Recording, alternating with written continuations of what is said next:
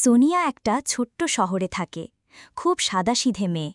বাবা ছিলেন একটা পুরনো ঘড়ির দোকানের মেকানিক। বাবার পুরনো পকেট ঘড়িটা সোনিয়ার সবচেয়ে প্রিয় জিনিস। ঘড়িটা চলে না, থেমে গেছে এক জায়গায় ৮টা ১৫ মিনিটে।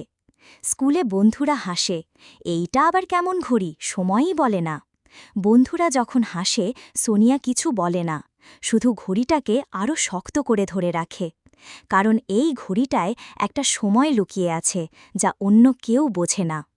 একদিন স্কুলে একটা রচনার বিষয় আসে, তোমার প্রিয় বস্তু এবং কেন সেটা প্রিয়। সবাই যখন দামি খেলনা, ফোন, জামাকাপড়ের গল্প বলে, সোনিয়া উঠে দাঁড়ায়। সে বলে, আমার প্রিয় জিনিসটা একটা পুরনো ঘড়ি। এটা চলে না, থেমে গেছে ৮টা ১৫ মিনিটে। জানি না কেন, কিন্তু আমি এটা ফেলে দিতে পারি না।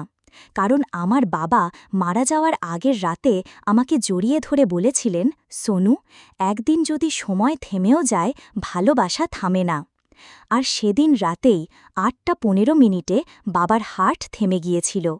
ঘরে নিস্তব্ধতা, শুধু সোনিয়ার কণ্ঠে শান্ত একটা ধাক্কা।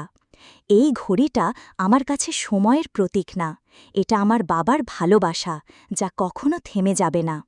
সেই রচনাটা পড়ে শিক্ষক চোখ মুছেন, বন্ধুরা আর হাসে না। একটা পুরনো থেমে যাওয়া ঘড়ি সবাইকে একটা চিরন্তন শিক্ষা দিয়ে দেয়।